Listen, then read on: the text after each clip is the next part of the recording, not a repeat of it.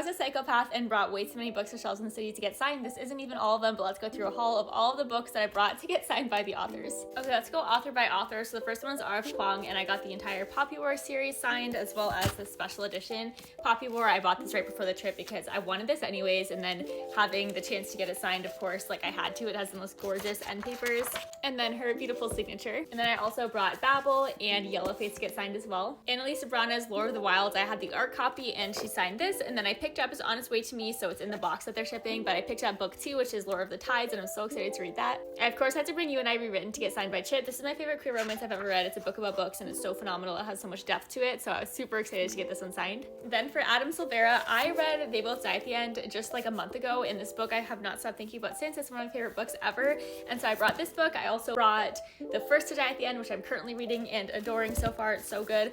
And then I also brought History Is All You Left Me and What If It's Us. We have the lovely B.K. Borison, so I brought First Time Caller as well as the Love Light Farm series minus the last book because I don't own that book yet. I ordered it before the trip and it got delayed in shipping, so it came in like the day after I left, so sad. I will have that book, it just won't be signed now. Then for my absolute army of Lucy Foley books, we have one of our older books, The Invitation, a couple Book of the Month versions of the guest list. I know they look the same, but you'll see the colors are slightly different. It's because one's just the monthly, like April 2020, and the other one's the Book of the Year finalist, so they're pretty much the same minus a slight difference in color. And then I have my art copy of the guest list, another one for older books, the Book of Lost and Found. We have Agatha Christie's Marple, and this is the one that's written by a whole bunch of different authors, but she's one of them. She signed next to her name here. Then we have the Midnight Feast by her. We have the Hunting Party arc, the regular Hunting Party, and lastly the Paris Apartment, which I just finished reading. I think it's my favorite of hers so far. Next up we have Tahira Mafi, and I read and loved Shatter Me. I've read the first 3 books now in this first 2 novellas, and so I brought a couple other books as well. So we have this one, which I haven't read yet. It's An Emotion of Great Delight.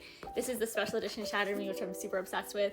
And then Furthermore, which I read right before the trip and loved this. This is middle grade, but it was so much fun. And then I of course had to bring my entire box set of the Shatter Me series, and she was so kind and signed every single one of these, which was so nice of her. And last but not least, we have Victoria Aveyard. So we have Red Queen by her, as well as Fatebreaker. I'm mad at myself because I bought Red Queen and Cruel Crown, or the second book, whatever it is. I bought that in paperback from a Pango seller right before this trip, and I like misplaced them. I couldn't find them, and I found them the day after I got back. They were just in a different pile of books upstairs, and I don't know why they ended up there, but I got the hardcover signed, which is still amazing. And that's all of them. I know I was the crazy person at that welcome party because I was going up and down from my hotel room over and over to bring different stacks of books for authors, which I know is crazy, but I just had to take advantage of being in the same room with all these authors, and of course had to bring the books that I already had to get signed. It was legitimately one of the coolest experiences of my entire life, and I'll be forever thankful to HarperCollins for it. It was just honestly a core memory that I'm going to always think about.